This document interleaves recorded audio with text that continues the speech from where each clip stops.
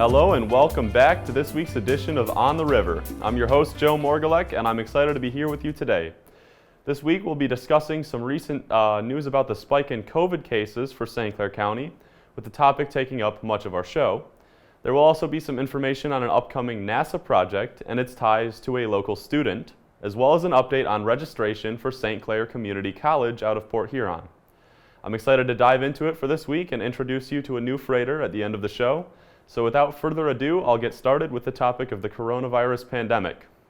As many of you know, Michigan has been hit very hard by the coronavirus pandemic within the past month. Our state has been recognized all around the world, with St. Clair County in particular standing out as one of the worst areas in the entire world. The state has been getting vaccinated at an impressive rate, with 38% of Michigan's population having received at least the first dose of the vaccine as of Monday the 19th. And over 26% already having received both doses. Despite these encouraging vaccination numbers, the come down from Michigan's horrible month of April is still a slow and painful process. It has been reported that the state averaged 56 new deaths as a result of COVID each day for the past week, with an average of over 6,500 confirmed cases being reported as well. Since the start of the pandemic, Michigan has reported almost 800,000 total COVID cases and nearly 17,000 deaths. While these numbers are discouraging, all we can do is continue getting vaccinated and do our best to stay safe. Also on the topic of the pandemic, many folks have been worried about the hold put on the Johnson & Johnson vaccine. The reason for this concern, and the reason the vaccine was suspended from use, is the fact that a handful of people have experienced severe side effects as a result of this particular vaccine.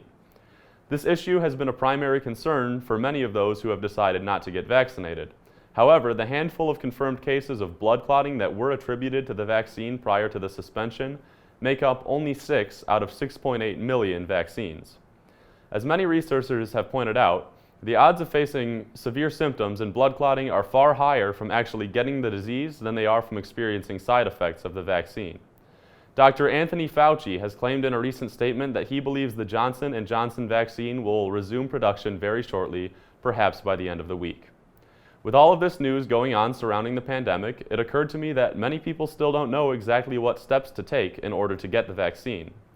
Prior to signing up for my first dose, I wasn't sure of exactly how to get started either. If you are one of those people, I'll be happy to walk you through it.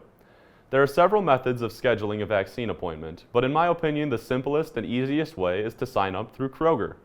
If I were looking to get a vaccine scheduled, I could simply log on to my phone or computer, open up Google, and type Kroger COVID vaccine appointments in the search bar. The first website to show up should say COVID-19 vaccine appointments, schedule now, Kroger. Once you tap on this website, an automated guide will send you a message, almost like texting on a phone, but instead of your phone message box, it will all be done within the website. Once you agree to the terms and conditions, the website will simply ask for your date of birth and ensure that you have been in good health, also making sure that you have not already received a shot of the vaccine. Once the qualifications are met, just go ahead and hit the button labeled Schedule Now. The website will then ask for your zip code and automatically resort to showing you appointments based on the soonest vaccination available.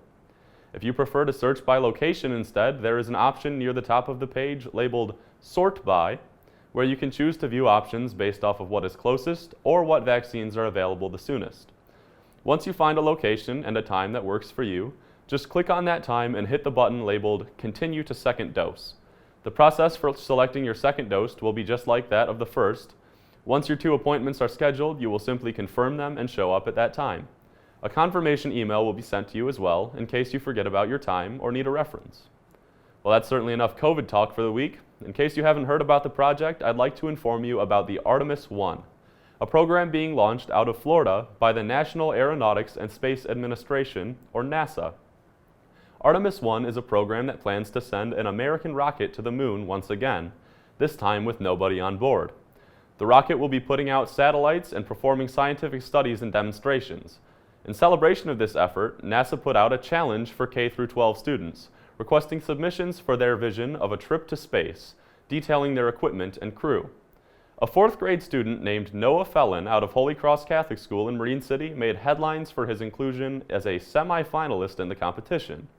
Only 155 people were named semi-finalists for this national competition, making it a great accomplishment for Noah.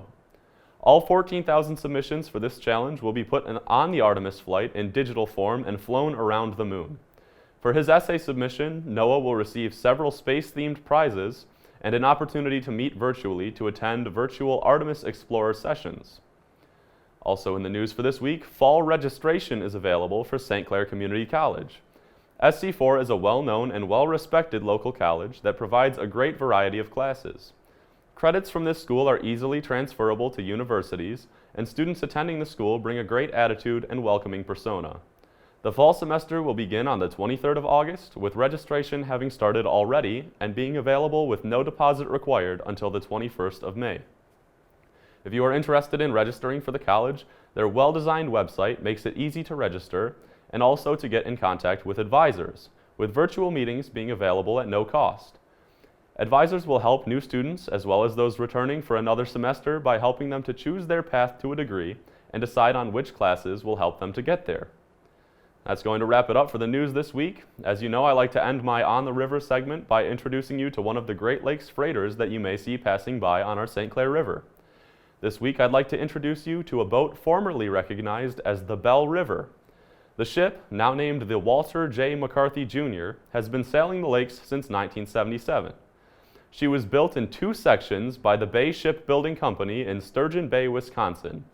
Of the ships built at Bay Shipbuilding, the McCarthy was the first ship of 1,000 feet or more.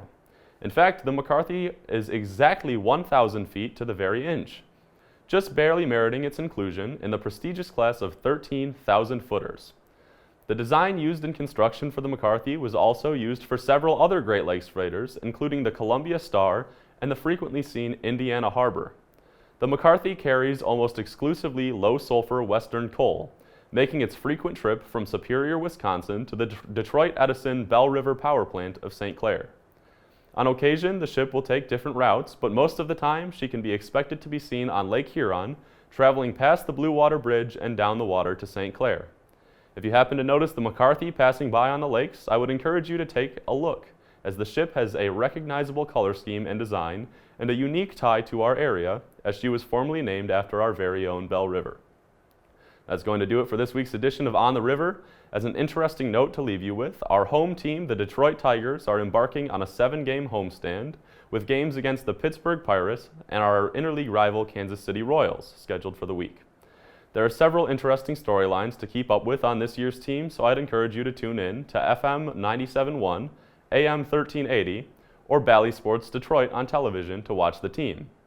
Thanks again for tuning in. Once again, I'm your host, Joe Morgulek, and this has been On the River.